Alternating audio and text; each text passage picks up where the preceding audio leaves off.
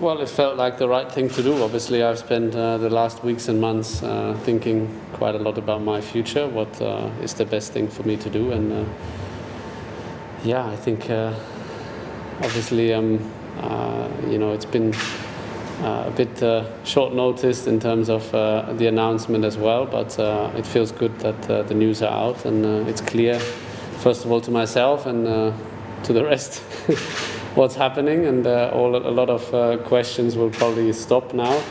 I'll probably have to go through this phase, which is no problem, and I'm excited about, and then get back to my job right now before obviously focusing and looking forward to next year. How close did you come to retiring from F1? Close. I don't know, is there a measure of how close you can get? I mean, it was close in terms of having a lot of thoughts and deciding what's ultimately, I have to put myself first in that regard, what's best for me, and what I've decided now, I believe it's the best for me, looking forward to prove that. From the outside, it looks like your relationship with Ferrari started to change 1 year ago. That's 1 year of many as a Tifosi, but did this last year compromise your love of Ferrari, or is it still the same? Well, I think naturally I, joined Ferrari not just to join Ferrari, but to win championships, and not just win races, but win championships and win it in the right way. Obviously, in that regard, you can say we have failed. We didn't win the championship. I think we had good moments and highlights, moments that I wouldn't want to miss. I've got to know people that really helped me. I've got to make friends, potentially for life. So, I wouldn't want to miss, and I don't regret the years that I've spent with Ferrari. So. They are a big part of my life. As I said in the very beginning, obviously Ferrari has a special place because the way I grew up looking at Michael, him racing at Ferrari. So for sure I wanted to do better than what I did, but I've certainly tried everything, and as I said, we had good times, also bad times, but it's probably part of it, and now probably for both sides it's time to move on. Big news yesterday that you won't continue with Racing Point next year. Can you just tell us how that situation's come about? Yeah, well, basically I got a confirmation yesterday.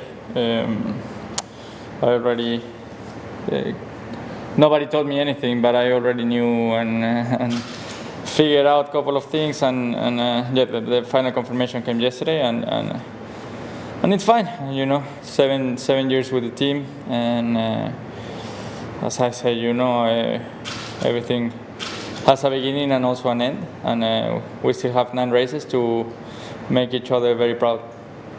You mentioned 7 years with the team. What have been the highlights? How do you reflect on those 7 years?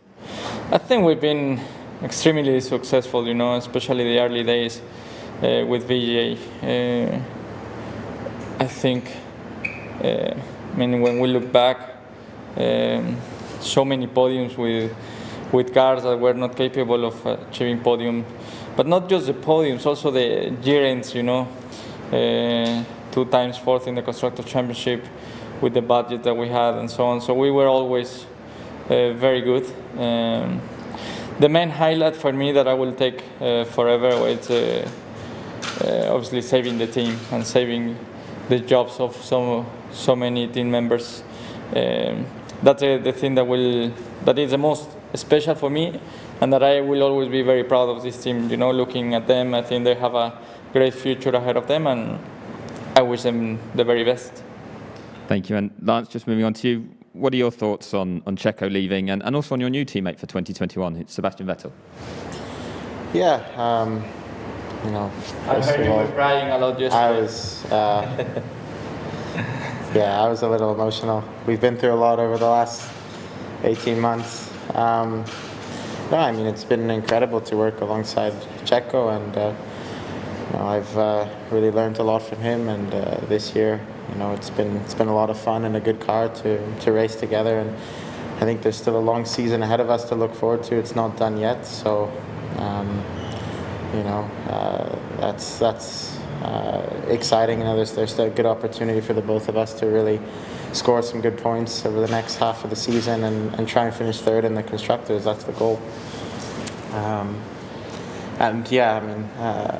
as far as Seb coming to the team, I think it's a very exciting opportunity for the team. He's got a tremendous amount of experience, and he's a very successful driver. So it's very exciting. There is no secret, I put a lot of effort into this team in many ways. At the same time, the team also back then with Vijay, they gave me a great opportunity to carry on with my career. So in the end, it didn't work out. I think a better opportunity came to the team, to the brand. So there's nothing I can do, It's not a performance-related thing.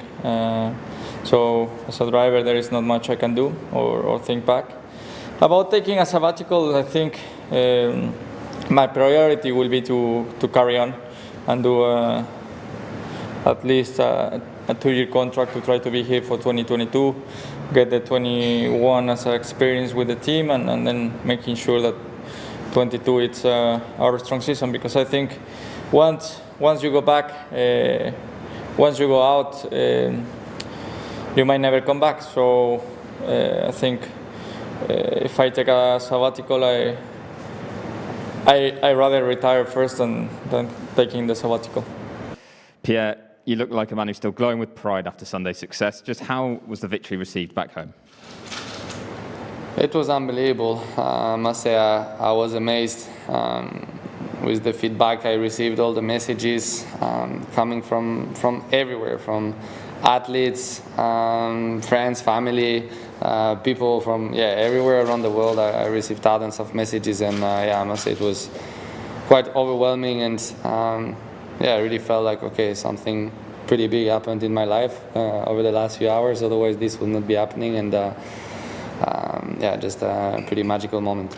I must say it was probably a moment of realization as I just done my morning coffee like every morning, but I just had that P1 trophy standing in my living room, and I could see it was there, it was real. Everything that happened before in the past 24 hours really happened, and I was standing next to the Brazilian trophy, and it was a nice feeling, but I must say, pretty couple of minutes after that was already on the phone, and it was already a lot of commitments, but the Monday morning feeling was probably one of the best feeling I've had starting a week, so it was a pretty nice one. Carlos, great drive in Monza.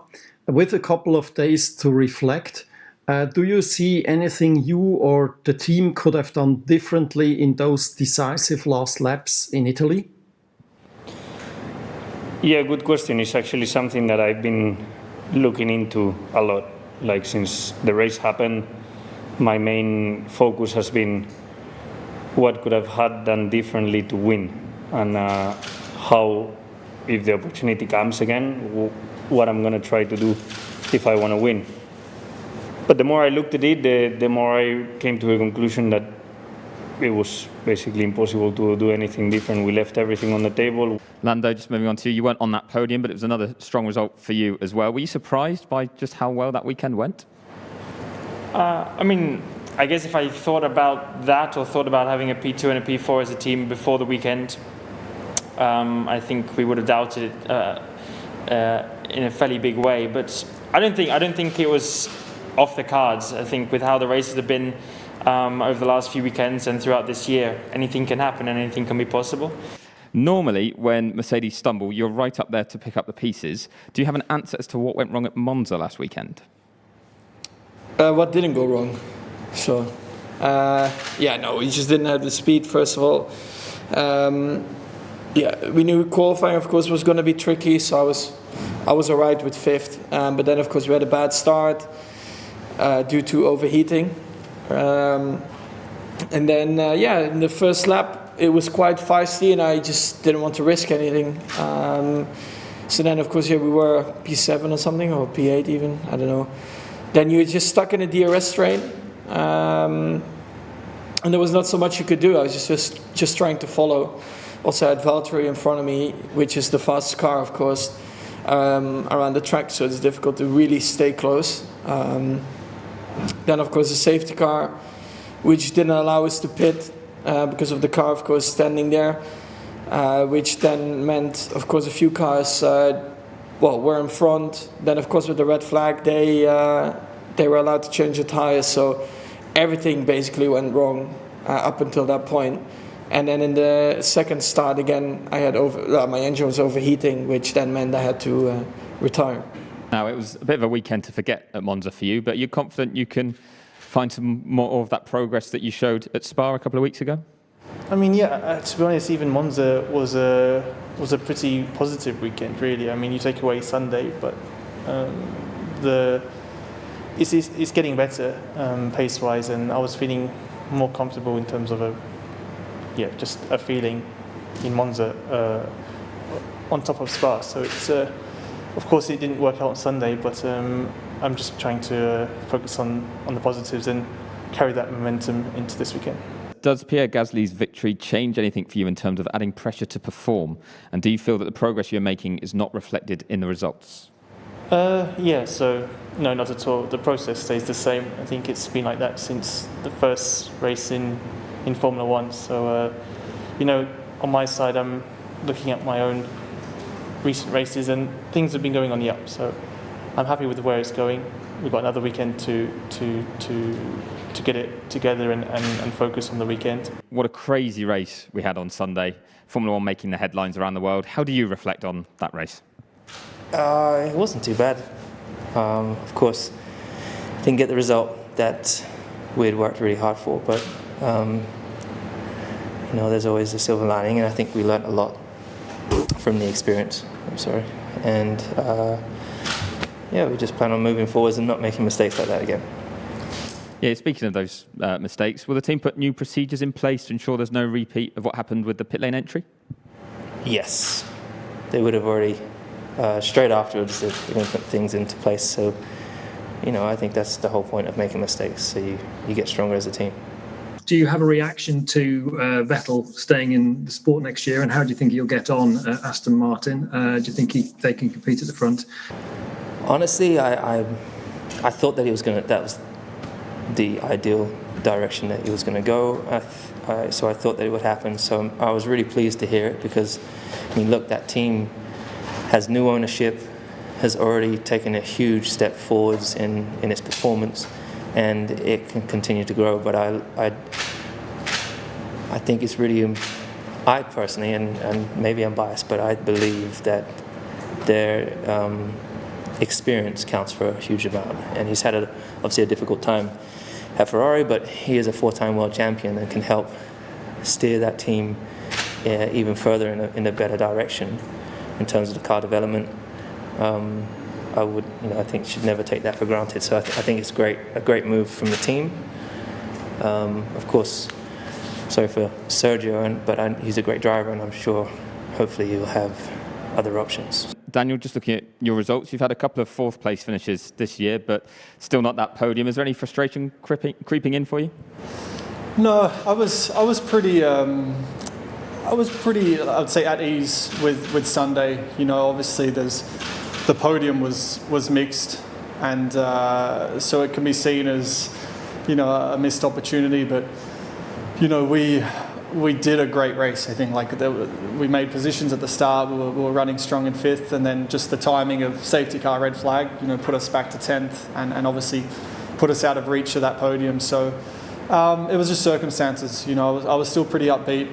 I'm confident that we'll have another race, whether it's a wet one or a race similar to Monza where, things fall another way. And I think if we just keep performing at a high level and doing all we can, it will eventually turn. So I'm not frustrated. I just trying to use it as more kind of motivation, I guess. Roman, I'm going to start with you here at Mugello. You were fastest on both days that you tested here back in 2012. So what is this circuit like in a Formula One car? Mega, absolutely mega. And obviously 2012 is a long time ago. And I do remember a bit of that testing, but with the new generation of cars, it's going to be absolutely outstanding. So I'm really looking forward to drive it. Maybe for the overtaking, maybe not the best in the world, but for driving and enjoying ourselves, I mean, it's going to be very high on the list. I was generally very happy for Pierre. Obviously also a bit jealous because, I was close to the win, as I say, 3-4 times, and there weren't any French win for a long time. But generally very happy for Pierre. I think he deserves it, and he did a mega job. Obviously, yes, it's going to be a big thing in France, and it has been. And I'm hoping that the TV audience and the fans and so on they follow even more. But I think the big thing here is to make the Formula One the show appealing in general, and that we have more races like Monza. Can you talk through the closed pit lane situation?